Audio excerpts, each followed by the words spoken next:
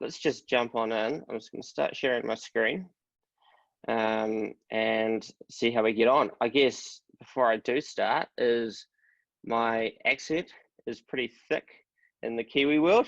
So apologize for if you can't quite understand me. That one's a bit of a tricky one to solve, unless I try to do an American accent, which is probably not going to be all that achievable. Cool. So I guess to start off, is a user experience is always a really tricky one, where people kind of think user experience is potentially just design. It's not. It's kind of like, if you consider the word experience, there's a lot of things that go on. It's a very emotive sort of approach for things. It's how you know, it's how people, I guess, feel things, use things, and I guess it's all about making sure that that experience is actually good. So the way I always sort of approach this is we sort of start off with this kind of like this pretty cheesy sounding quote, to be honest, but it puts everything kind of in perspective, is that not everyone knows what good design is, right? But everyone knows what a good experience is versus a bad experience. And what I'm going to go through today is I'm going to show you some sort of examples of that, and how a bad experience can happen online.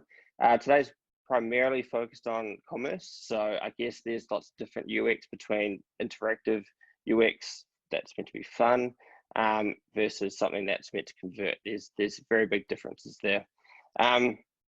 So let's kick on, and the first slide I kind of want to kick on is the perception of how people see UX traditionally. This is a picture that goes around on, I guess, online, which you see a lot. Some of you probably have seen it, some of you probably haven't, where there's a man walking in a path where he's taking the shortcut route, where the grass is just now dead, and you've got a dirt path where that's where users want to go, and the design of the footpath. Despite being a UX kind of designer or expert, or whatever you want to call me, I actually kind of disagree with this image. And the reason why I disagree with this image is that, you know, as UX designers, is that we need to be in control over some things. There's some things that we need to ensure that we apply to our designs to avoid this type of stuff. So this image is right in the sense of, okay, cool. This is maybe where the customers want to go. This is maybe that fast route to destination.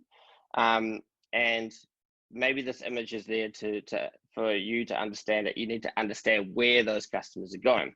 And the reason why I don't think this image is quite right is because there's always those variables that come online. So what I've done is I've tried to take in this approach in terms of, you know, that experience side of things. So with this type of image is, you know, what can end up happening is, what happens if it rains? What happens if that experience, what happens if that path is muddy, right?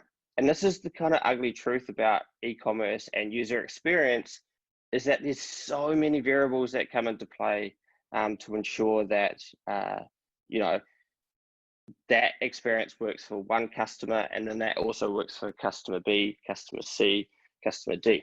Because when it comes to online, there is never just one type of customer. There is many. And what we need to do is, I guess, from a user experience perspective, is that we need to put in the time and the effort to understand them. How do we do that? We do that with data, right? We do that with data, we do that with best practice, we do that with lots of other, I guess, elements that I'll run through in a bit more detail shortly. But if we took this perspective of this image, this is what I guess most e-commerce stores look like. And it's very hard to essentially get it 100% right, because digital is such a fast transforming industry that to keep up to speed is a struggle on its own. So and there's, I guess, a whole bunch of things evolving day on, day out, and a bunch of variables like COVID comes into place, where you have to completely change that experience to some extent as well. So the next part is we're going to break this up into some, I guess, what is UX, but also some tips as well. So there is never a cookie cutter approach with design. I strongly really want to put this out there. There is what might have worked for one customer will not work for the other one potentially. Sure, there's certain aspects, there's certain elements that you can take from one site that you did and apply it to the other, but there's always something that's going to be different, right? So really, I guess, spend the time again to do that type of research and to figure out what you need to do to make that best experience. So what is UX? What is UX? So UX, from the way that I like to bring it out there, is it's a combination of 4 things that, and this is primarily focused on the e-commerce sort of user experience, and it's a sort of equal part of, I guess, these 25%ers. This is coming from, I guess, my side of things, from an agency side, working for a bunch of brands. It still applies when you're working as the brand itself. Apart from, you probably have, I guess, maybe some different strategies to apply some of that creative stuff. So anyways, the first thing is understanding your customer and getting data right. So important. And this is where you split the UX designers that are actually UX designers versus people that are UX designers but just design for web. Those guys, you know, this is the real sort of split between the two.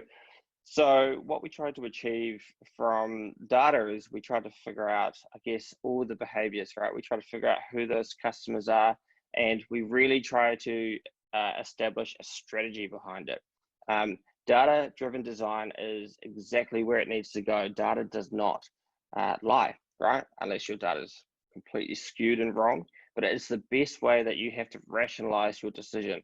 If you can't rationalize those decisions of designs that you have done, then I strongly believe that you've kind of done it wrong, to be honest. Everything needs to be within reason, and you can back that up with data. And it's quite hard for people to argue when you've got data in front of them as well. The next part is actually the consumer mindset, right? It's the psychology. So once you understand that customer, you need to understand the psychology of that customer. I'm pretty sure I'm going to have about 30 personalities when I'm 60 years old, because I've been in the shoes of many different customers.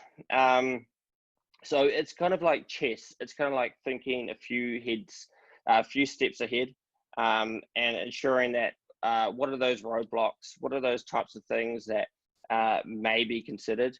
And there's also a lot of, I guess, aspects to the psychology side of things that data won't pick up, right? Which I'll explain in some slides shortly. Number 3 is understand e-commerce. Obviously a big piece of the entire strategy on how you do things. So understanding when to apply certain AI driven product recommendations, certain tools that you need to be using. But with the likes of knowing the data and the UX, is that you can really start to add a combination of those things together. The last piece is the creative. It's kind of what I like to say, the skin on top. Once you have those bones and those organs, is applying that brand creative on top. Of course, that's part of the experience. They go to the site to explore your brand or your retail store, whoever you are. And it's so important that it portrays your brand. It portrays those brand values. It looks and feels like who you are. Otherwise, you know, if it doesn't, then that leads to things like bounce rates, exit rates, and all that type of stuff. So again, I'll dive a little bit deeper into how that works. So customers.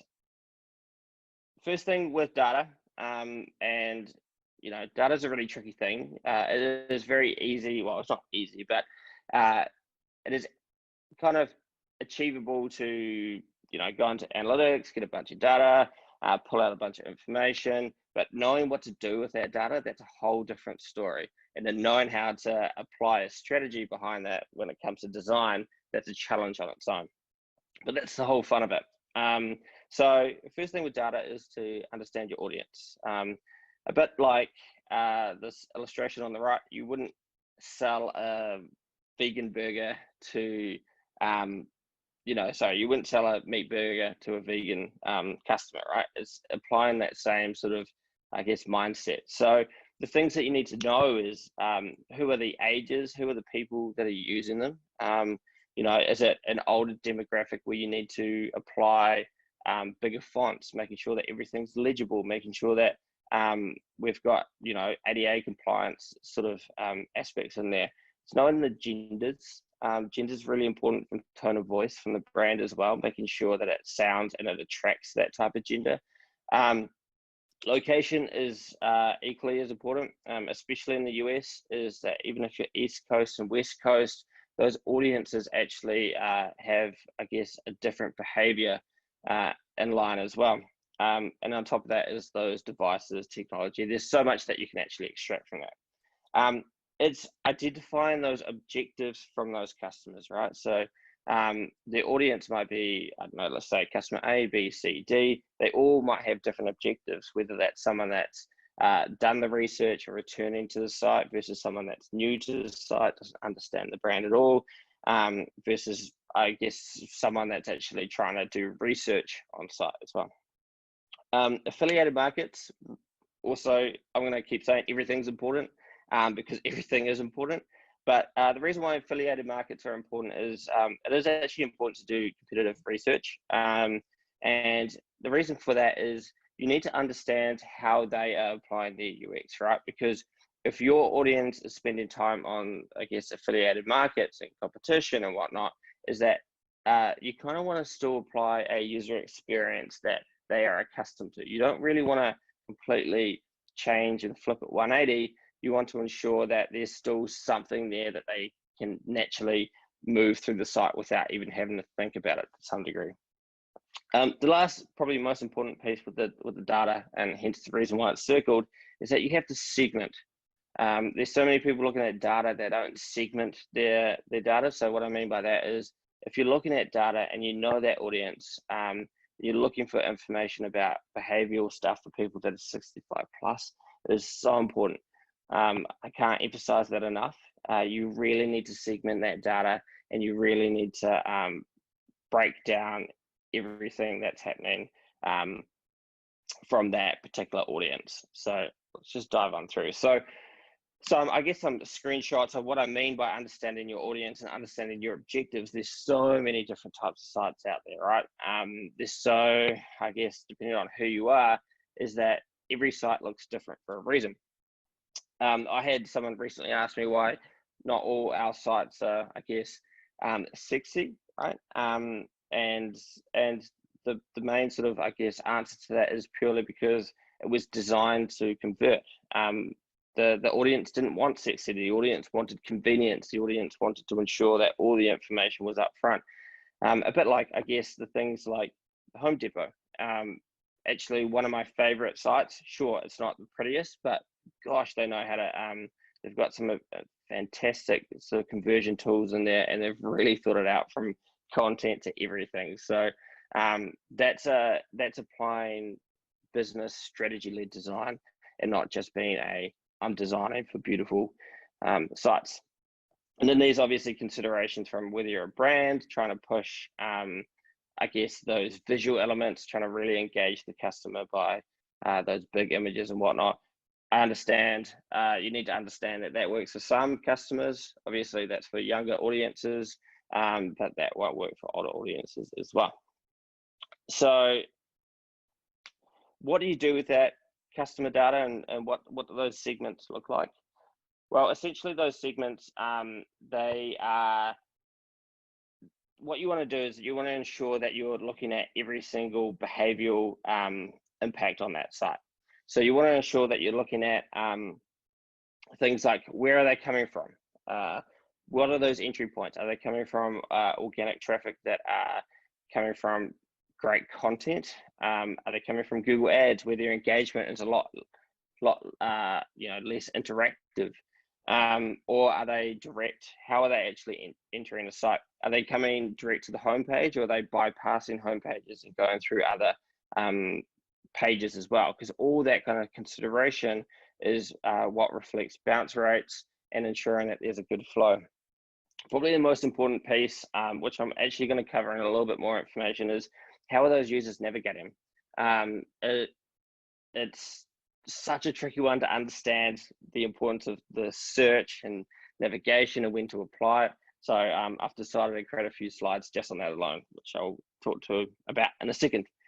Where are those exit rates and where are those bounces, right? So we need to ensure that we find those exit rates and we try and recycle that customer back into some sort of journey flow. Don't be concerned if you see, I guess, exits on product pages, or if you see exits on store locator pages. Those types of exits are normal, to be fair, especially if you're in the tech space where customers are doing research by price comparing and all that type of stuff. But at the same time, is what we need to do is that we need to apply sort of things like Facebook pixels and any sort of, I guess, online marketing that we can try to get that customer back, exit intents and all these types of things. What pages and elements on site are they engaging in? So when you're looking at data, I highly recommend that you put event tracking on. You can also look at, I guess, you can add particular tools like Hotjars, where you can actually kind of watch people on site, as creepy as that sounds, and also get hotspots and stuff. The reason why these are so important and the reason why you need to do this is that then you can get some really core information on whether the people that use the search, are they more likely to convert? People that use refined by at the product listing pages, the filters, sorry, are they more likely to convert, or are they distracting the user? Are they causing pain points to the user where they can't quite essentially find what they're looking for? So what I do recommend is when you do launch those sites is that you ensure that you do create those event tags on almost anything, to be honest. The more you can, the more the merrier, the more data you can get. It's going to do wonders for you. Figuring out those pain points. Pain points could be anything from, I guess, exits and bounces, etc. But it's also where time is spent on page and those multiple sessions that people are doing. So so a really good example is, are they leaving the site and then coming back, and then do they have to do the exact same flow again? Do they have to try and find that product again? Are those particular pain points that we see? Is there pain points between desktop and mobile, where there's actually a sort of different interaction there? Is there pain points in terms of button size, where customers are struggling to tap that button because it's just too small? So many things that we can obviously touch on there, but you need to identify them, and then obviously work from there. And then where do you foresee opportunities? So I guess with all this type of data, is that what you might see is, I guess, multiple sessions on site. Where do you see opportunities? Making sure there's, I guess, dynamic content, where you're pulling through a different, I guess, a personalized experience based off your previous customer experience. It becomes endless to some degree, but again, we'll touch on that. So I want to kind of touch on the navigation piece of this, point number 2. And what I'm going to do is I'm actually going to refer back to that image I had before.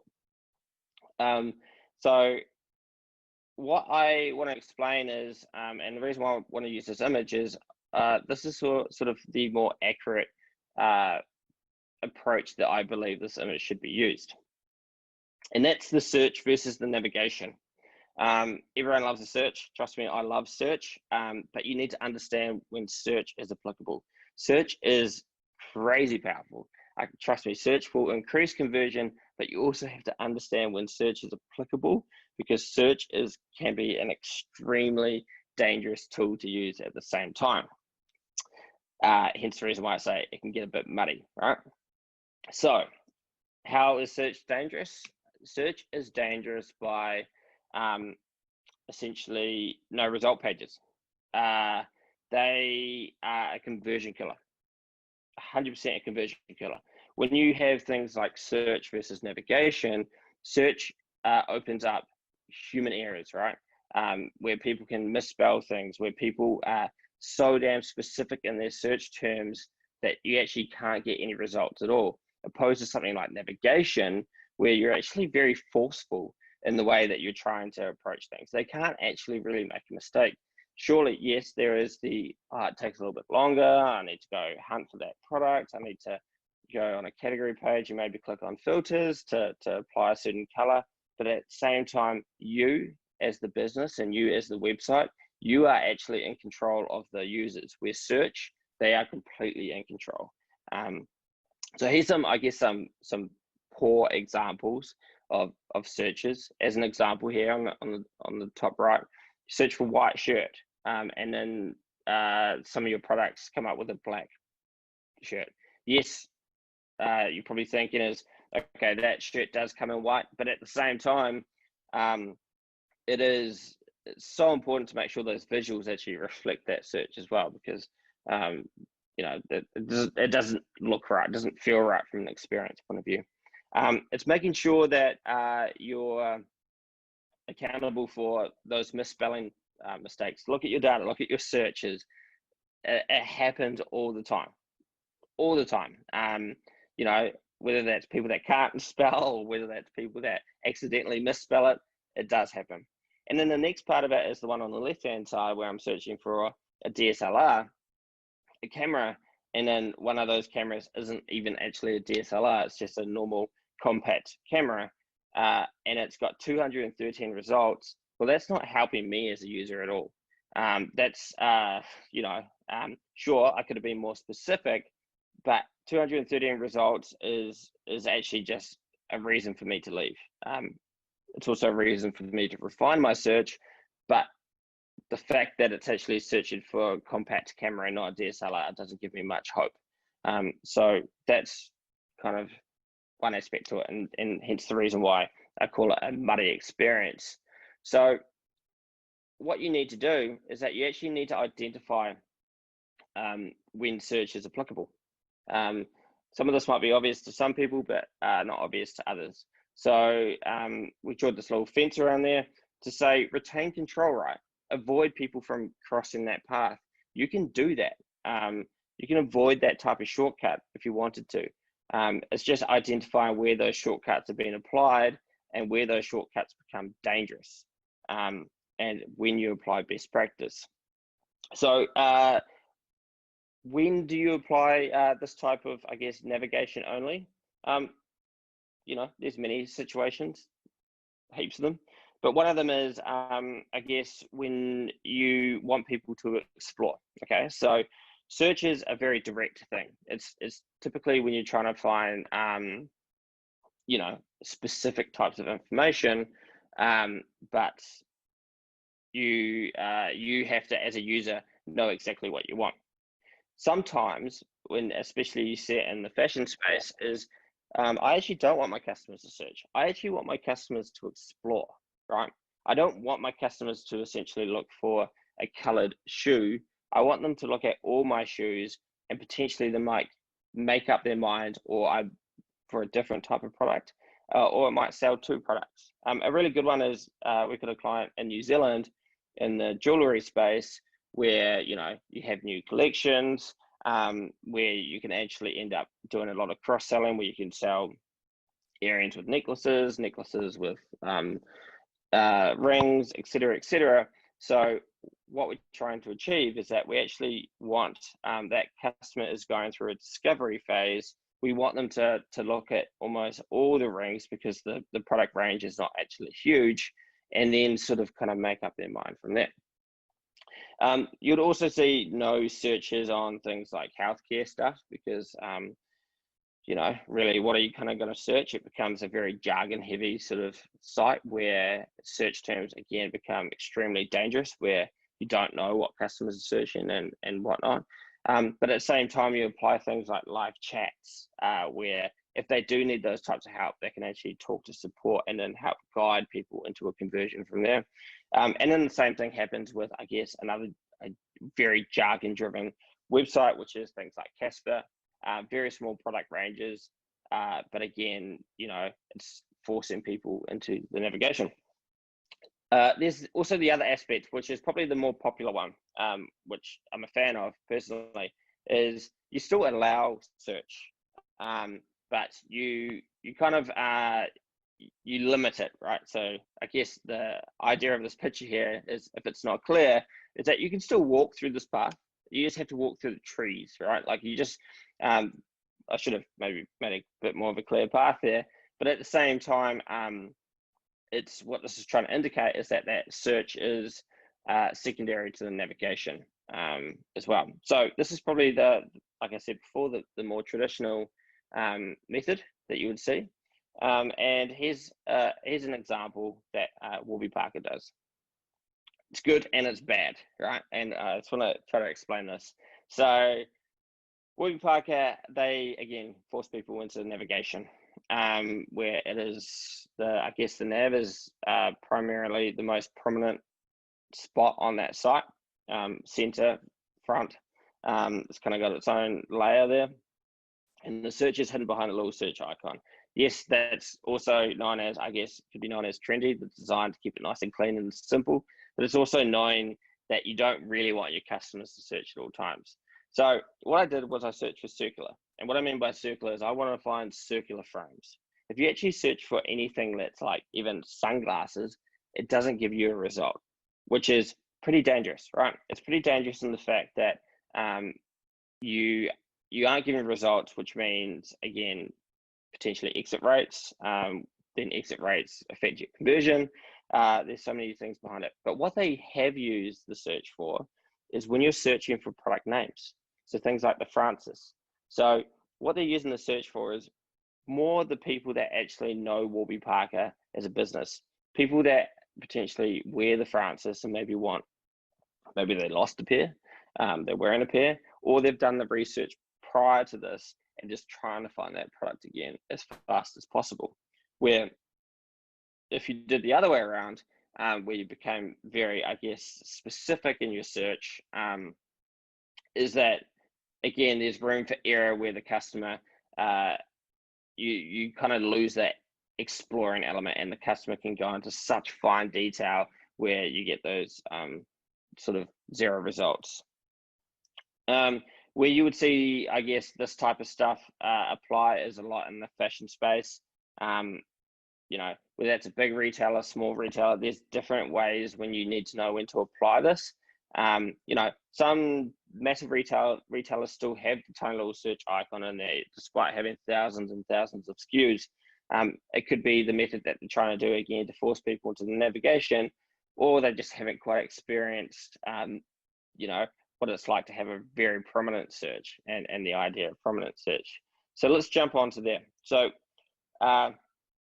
if your search is primary and you see that your customers are primarily using search, traditionally where you'd see that is massive retailers with big SKUs, Targets as an example, Home Depots, where navigation actually becomes tricky, right? Where it has multiple tiers of, I guess, categories, subcategories, and it just makes the experience longer. There used to be that thing where you try to do everything in less clicks. That's kind of becoming less and less. Now what it's becoming is kind of the less time to find things. It doesn't matter how many clicks you're doing. That's almost become a natural sort of behavior. It's ensuring that you can find that product as quick as possible in these types of websites. So what are these websites? These websites are, like I said before, the likes of Targets, big, I guess, marketplaces or fashion sites, the likes of ASOS, which is in the UK, and Etsy type of things, right? So as you can see how that search is huge, especially on Etsy, it is massive, right? And I guess the reason for it is that's because primarily that's where customers are going. They're going directly to search and they are looking for very specific information.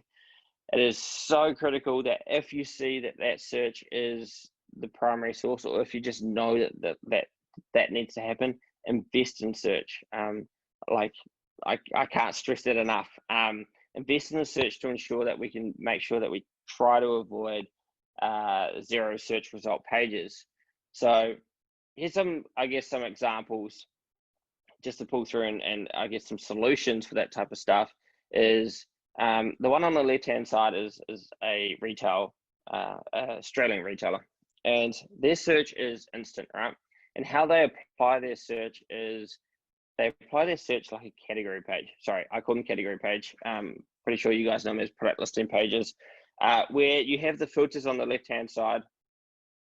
So you can actually refine that search as you go, right? It's actually giving you another method to essentially you put in a keyword, and you're not expecting the users to refine the search by putting in another word that could result in zero results. It's about applying that filter on the left hand side, going, okay, I'm looking for headphones.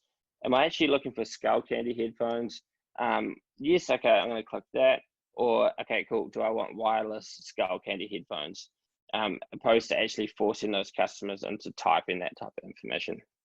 The next part is ensuring that you are potentially auto spelling for that customer. So as they start typing out, you help auto spell that content for them.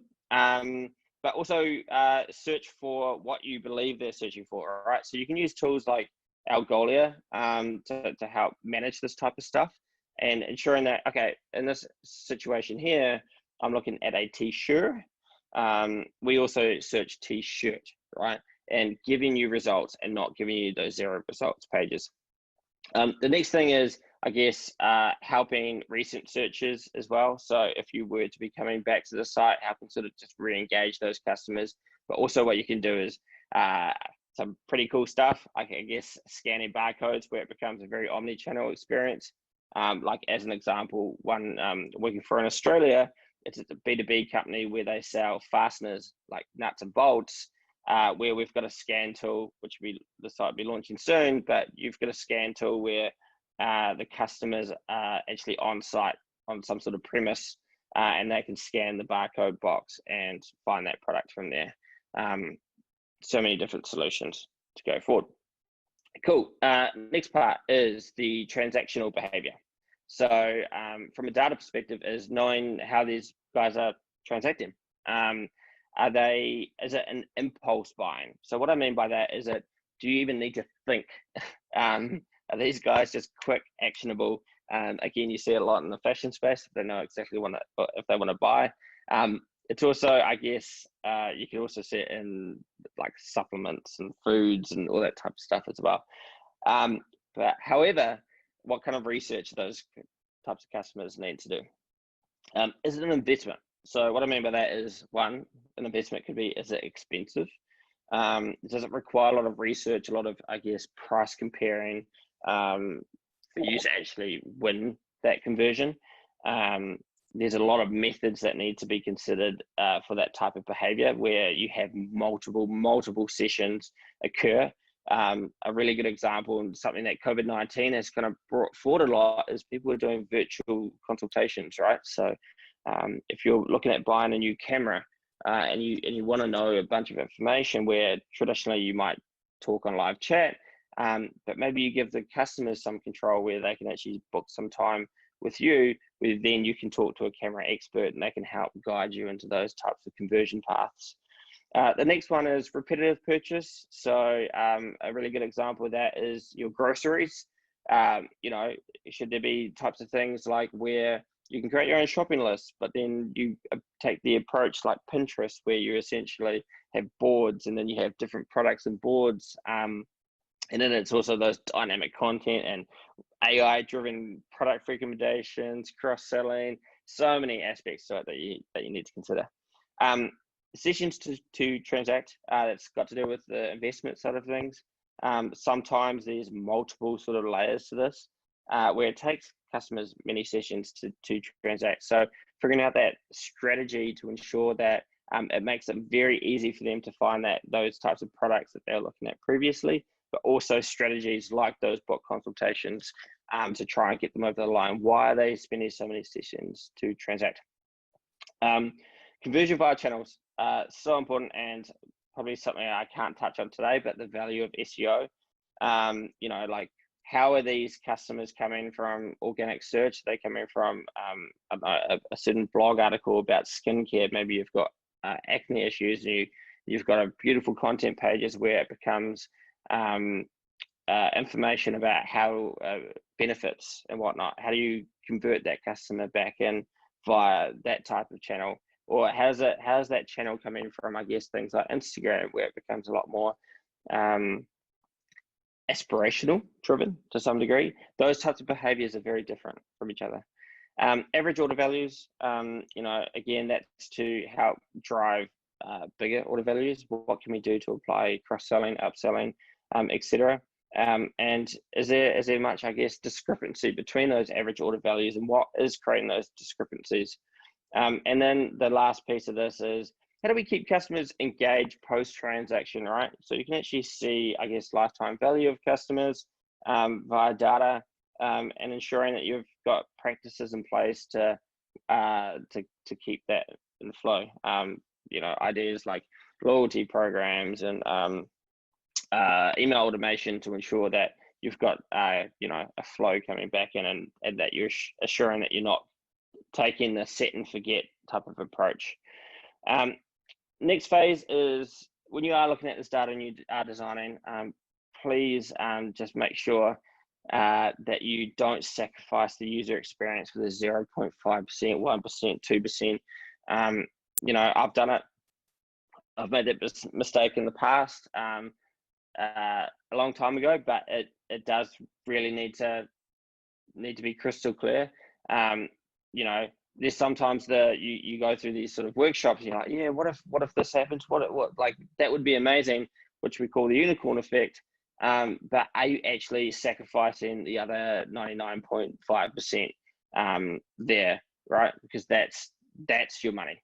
It's not the 0.5. It is the other aspect to it. Consider the challenges that data might not factor. So as per that drawing that we have, it is, okay, a client that we worked on in the US, their market was for bigger people, right? Larger people, taller people. So factors like accessibility considerations, where their hands might be bigger than, I guess, the usual sort of you know, metric that we typically would apply for best practice. There's also, I guess, blindness, which ADA obviously has a massive impact on, but there's sometimes data that doesn't have that. Is this typically a type of product that involves multiple people to make a decision? So are you just browsing first, but you have to consult the husband to make that type of purchase? And how do we factor those types of things in? And then there's the mental challenges, which is almost endless to some degree. There's so much to that itself, and it's so important to understand your customers to try and get into that mindset. It's things like trust is a really important one, right? It's ensuring that you can have, I guess, customer reviews and testimonials and all that type of stuff to apply that, you know, to ensure that we adding credibility to the entire experience. There's also, I guess, other aspects of that, which is like warranties and delivery information and all this type of stuff. You know, it's almost, I can't even, I guess, say everything at once. It's just too much to get. The applying the brand aspect, so the UI type of thing, the creative type of thing. If you are an agency, or even if you're not, spend the time to understand the brand values, objectives, and aesthetics. Like, crazy critical. Because if you don't get this part right, then you know, all the rest is basically down the drain. Spend the time to help portray the brand and how it needs to be portrayed, but be careful in how you actually apply that from a web design perspective. A lot of people think that, okay, we need to have a story about us on the homepage. We need all that type of information, but that's not true. Look at your data. It probably tells you that people aren't really engaging on your homepage at all. They're using it as a navigation type of situation. They might not be scrolling very far where they won't even see it. The storytelling should be a part of that process, a part of that journey, right? It should be bite-sized bits of information as you go through the process where you see people from data, you see where they're engaging on the site. That's when you put in brand storytelling, right? It's using the visuals, it's using the brand voice to do it. It's also using, post-transactional stuff like the information, like automation and all that type of stuff to ensure that maybe once you purchase, is that you give an outline of that story. Sure, there might be a situation where the story needs to be involved to convert, but there's other situations, solutions to do that as well. Be selective with your brand assets. Really choose what brand assets are right for when you're designing the site. It is actually a big factor to ensure it's portraying what it needs to portray. And it's consistency, right? Wherever you have applied that language, make sure that you're applying that type of language to emails, making sure that you're applying that type of language to, all the other acquisition channels, et cetera, et cetera. The last, basically the last slide is the commerce aspect. Again, this is endless to some extent. It's leading with strategy first. I can't, again, stress that enough. How you would do that is you need to gather that data, like I said previously, get the right people in the room and just brainstorm as much as you can, to be honest. No idea is a bad idea, in my opinion. The more the merrier, but consolidating that and ensuring that you do have a really clear outcome of what that strategy is. Using the right platforms and knowing when to use these platforms. So I mentioned Algolia before for things like search, but there's also like product recommendation tools like Nostos, Yotpos for product reviews. It's there's so many great platforms out there that you can use that can help apply those increases. Best practice. So what I mean by that is things like in checkouts, ensuring that you've got like address finders. It's ensuring that your checkout is gated, so avoiding customers from leaving the checkout or giving them reason to leave the checkout. There's so many best practice e-commerce side of things that I'd probably be up all night if I keep talking about that. The cross-selling, upselling methods, how do we apply those? Is it where do the opportunities lie for cross-selling and upselling as well? Is it mini carts? Is it before the mini carts? Is it pop-up modals? Lots of things there. The omni-channel experience, so ensuring that if you have click and collect, let's pretend that COVID never happened. Do we need to have that information up front? Do we need to show stock availability in store? Yes, there is limitations on, whatever like ERP systems and POS systems that you have in place. Obviously, there's variables there, but how do we encourage those types of omni-channel experiences? And then the future transactions. How do we get someone that's transacted before? How do we get them back to transact? Again, it's those are remarketing situations, but we have to apply those from an e-commerce thinking. So that's, again, dynamic content based off previous information, or it could be even the content that you're pushing out and segmenting those emails to those customers as well. This is my last slide. There's always more. When we talk about experience, there's a combination of things. We're kind of like almost a center point because we're designing the site. That's always where people are going, obviously. But there's so much to it that, there is actually no end point to it because we are such an evolving sort of industry. Is that, one thing that we always recommend is test, get results, tweak, and then repeat, right? Because just because it worked 1 year ago doesn't mean that it's working again now. And then applying A/B split testing so you get that type of information as well. Understanding the power of SEO and content. Content is king. SEO is king. It's where you can actually target the right customers at a where you get a proper return on investment. It's a marathon of a task, but Jesus, it is so important. Automation, obviously, email automation.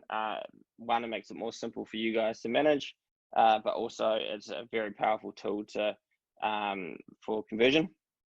Digital marketing, no brainer, sorry, needs to be there to ensure that you can drive traffic as well. Micro interactions, so little animations on buttons, sounds silly, but they do work. It does make the experience a lot nicer, and always those considerations. Experience from digital to physical, so when you actually receive the package, is there any surprise and delight? Is there anything from a good experience there? Because they all do reflect. Do you get, I don't know, maybe a chocolate bar or something like that? It's those sort of those minor things that have great impact on online. Recovery from bad experiences, knowing when to recover from a bad experience, whether that was a return, or whether you have, I guess, online surveys and people give you a 1-star. It's making sure that you call that customer, right? Make sure that you understand that customer, get that type of information, and turn that bad experience into a great experience.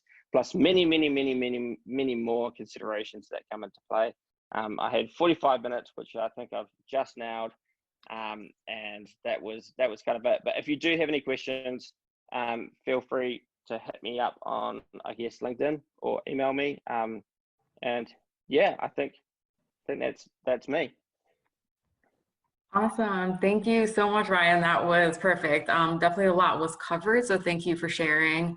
And we do, I know it's nearing what, about 4 a.m. for you. So I think we have one question, if you don't mind just sticking around for another couple of minutes. Okay, so I'm not going anywhere. Okay.